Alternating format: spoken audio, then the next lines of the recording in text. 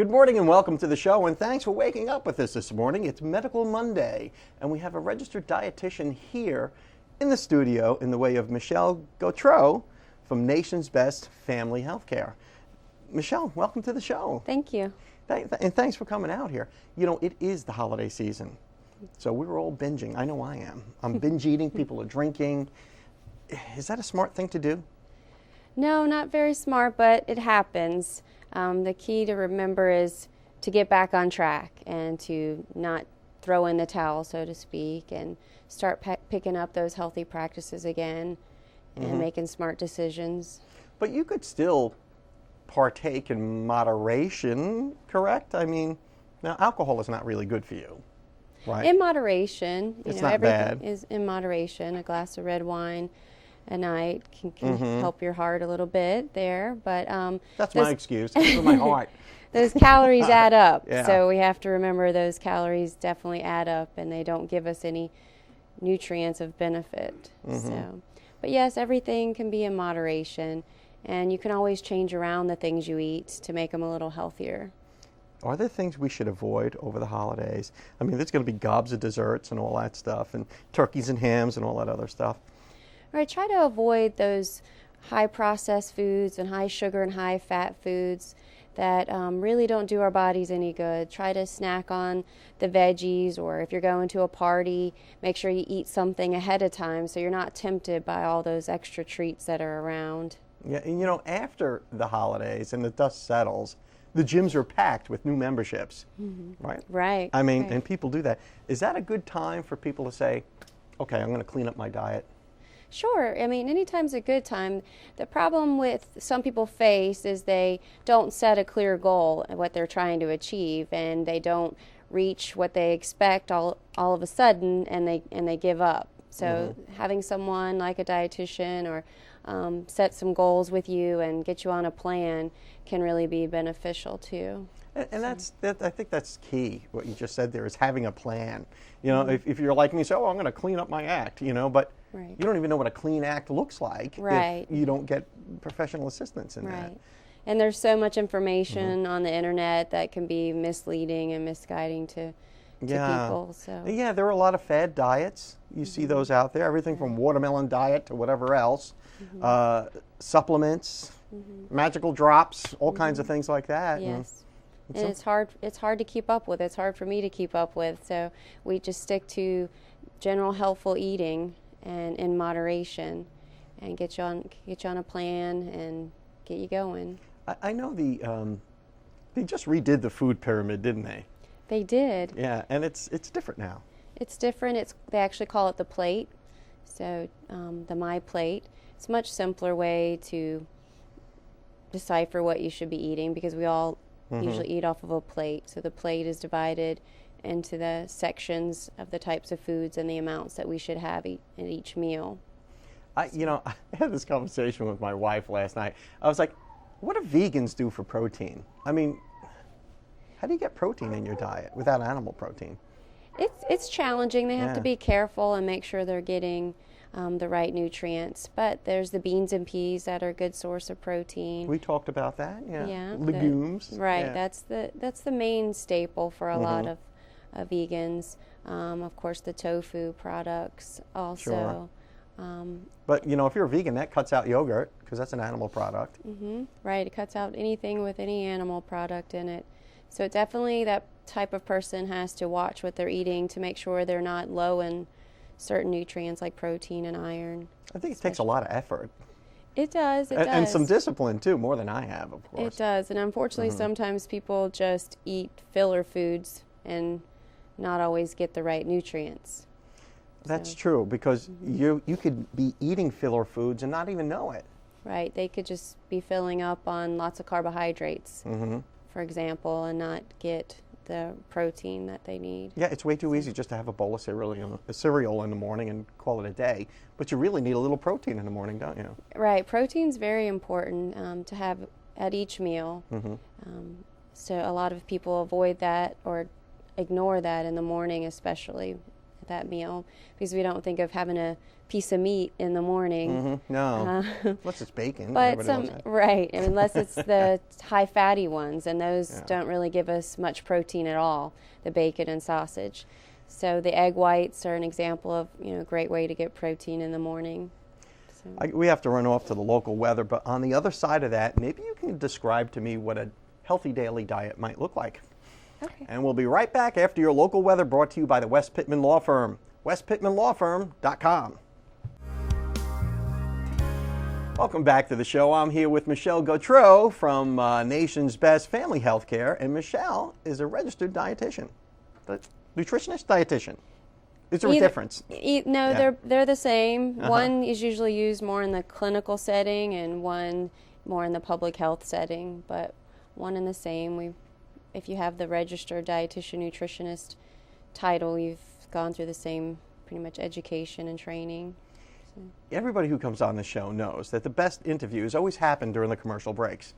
But so I just want to recap a few things with you that we talked about during the break.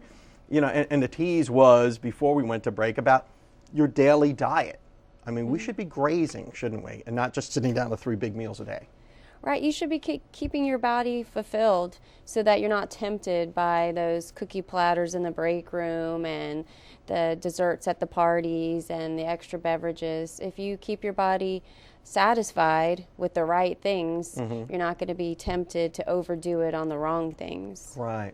So 5 meals a day, I've heard, or multiple meals a day. How many times a day should I be eating? It's really individualized, but a minimum of 3 meals a day, and usually 2 good snacks a day, something in the evening and a good snack to carry your body through the night with the nutrients that it needs. And eat when you're hungry, I guess that's the key? Eating when you're hungry, but not only eating when you're hungry, because sometimes when you don't eat, you suppress those things that tell you you're hungry.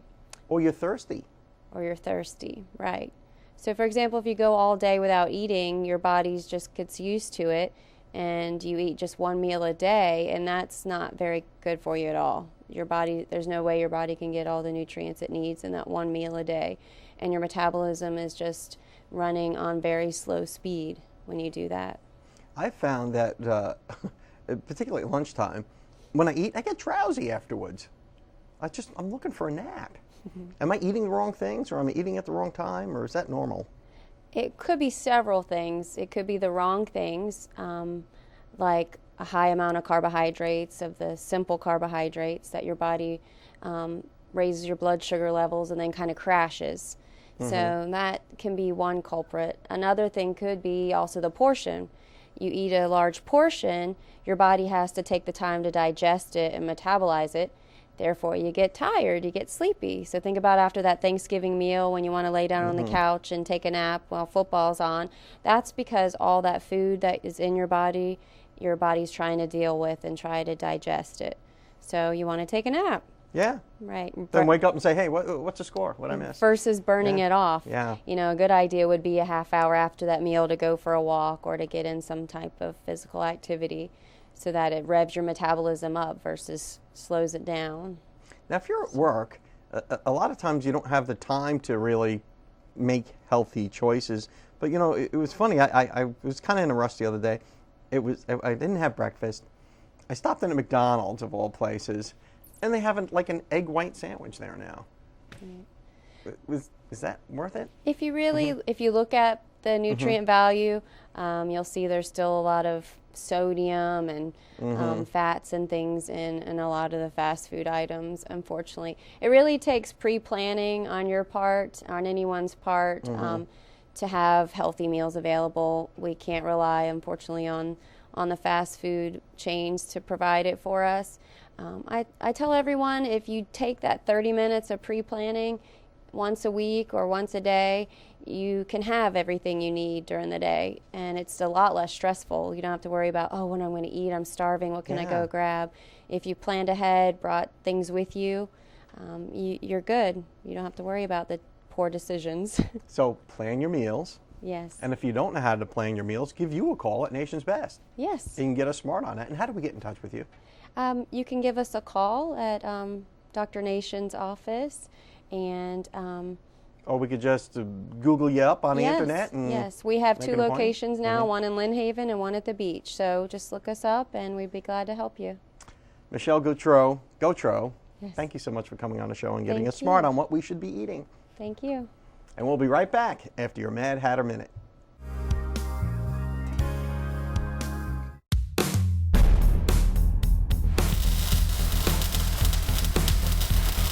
I'm David Lovett, and this is your Mad Hatter Minute. Engine coolant, brake fluid, power steering fluid are all very important fluids that need to be changed. But the fluid that gets the least amount of respect, but is the most important that needs to be done, is the transmission fluid. Transmission fluid is a slippery liquid that lubricates all the moving parts of the internal transmission. In an automatic transmission, the fluid also acts as a coolant for the transmission. There are a variety of different fluids for automatic transmission. Shockingly, these fluids are called automatic transmission fluid. There are several different types. My best recommendation is to take the manufacturer's recommendation of what type of fluid to use in the transmission.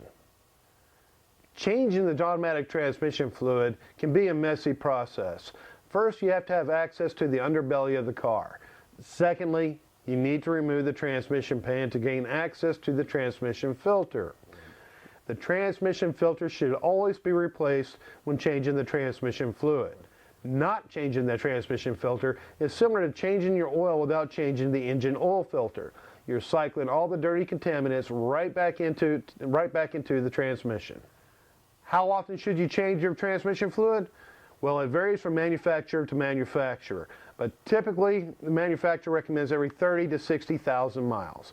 Check with your trusted local auto repair facility for them to give you the details. I am David Lovett, and that has been your Mad Hatter Minute.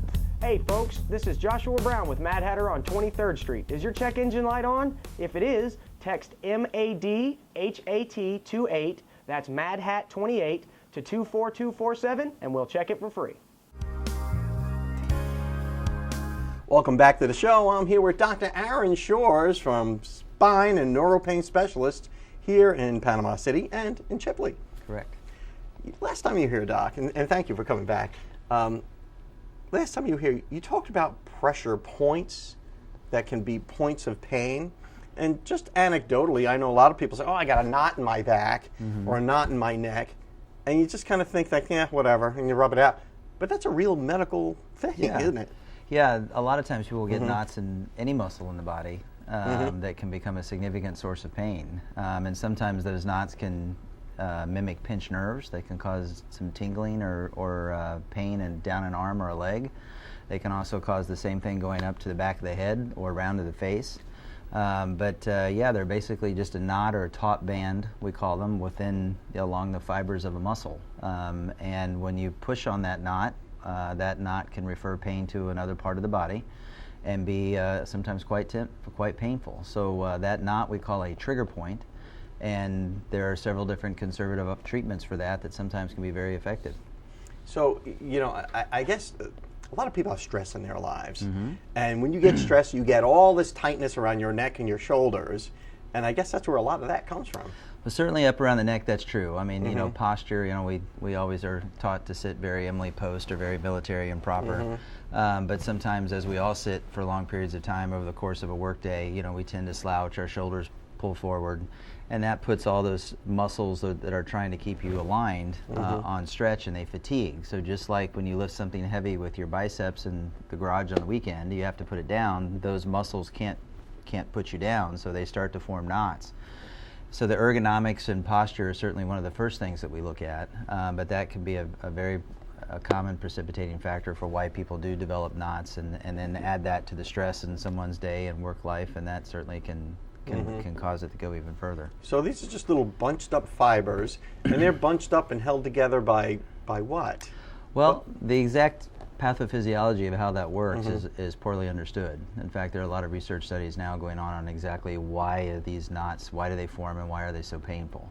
But they're just a taut band that forms within the muscle themselves, thought to be just a bunch of contracted muscle fibers within the muscle. But they do develop a significant source of pain. So common treatments are certainly, we always look at the ergonomics, make sure that you try to be aware of your posture, make sure your workstation is set up appropriately for someone of your size or stature. Then we can do physical therapy. Sometimes, stretching, and there are certain types of pressure points or pressure that can be provided to those knots that can help them improve.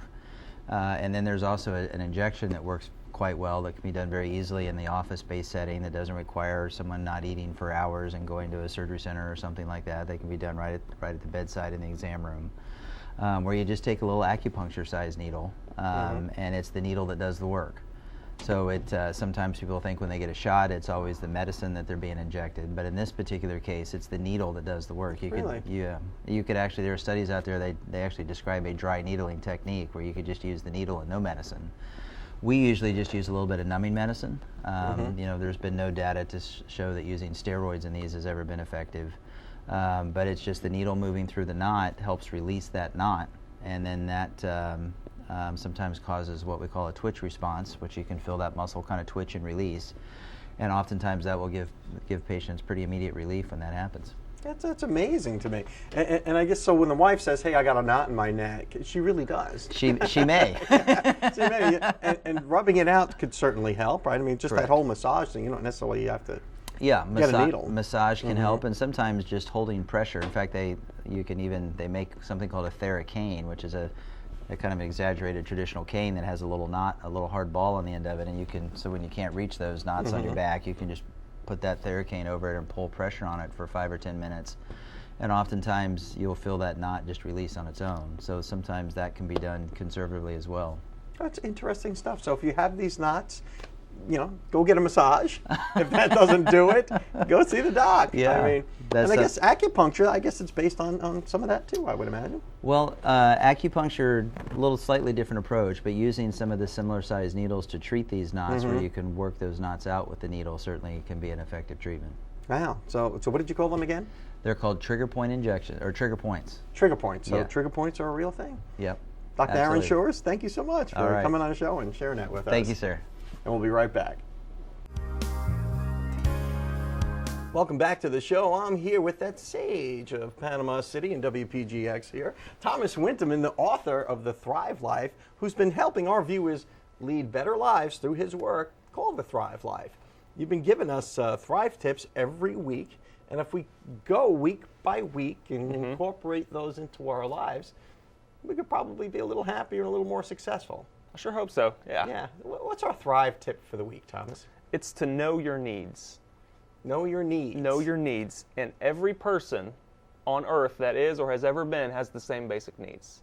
They are love, power, freedom, survival, and fun.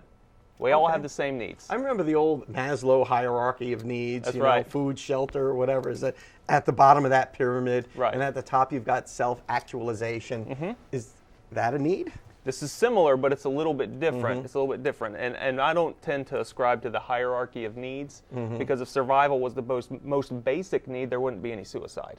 Or there wouldn't be things like eating disorders where people sacrifice their life in order to gain more power or control. When you think of these needs, it's better to think of them as like the legs on a chair. You need to have all of them equally balanced in your life so that way you don't tip over. Okay. So tell me about this. We all have these needs.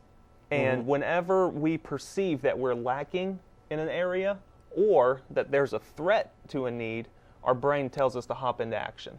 It sort of acts like a thermostat. Thermostat's at 75. When the thermostat says, uh-oh, it's 74 in here, I better kick on, turns on, it makes a change. Our brains work the same way. Uh-oh, my need for love and belonging is about to be threatened here. I better do something. Do it. Your brain tells you to act. You act.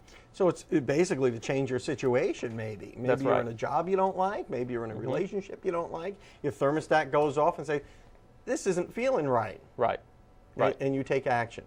So you do have needs. It's funny, the old Rolling Stone song, that was, you don't always get what you want, but you get what you need. That's right. Is there a difference between wants and needs? Absolutely. There's a big difference. And we all we all have different perceptions. We have the same basic general needs, but when you start getting into specifics, which is how we perceive things, that's where the differences come in. I think roller coasters are fun. That's sort of need fulfilling for me. Right. My wife thinks they're life threatening, so that's not good for her. She doesn't like them. Same thing. We perceive it differently, and that's just one example of how different things can be perceived to be either need fulfilling or need threatening. Need for speed, and that's That's what it. you've got. Yeah. So the Thrive Thought again is what for this week? Know your needs. Know your needs. Thomas Winterman, author of The Thrive Life. Thanks for that Thrive Tip of the Week. Know your needs, and we'll see you next time.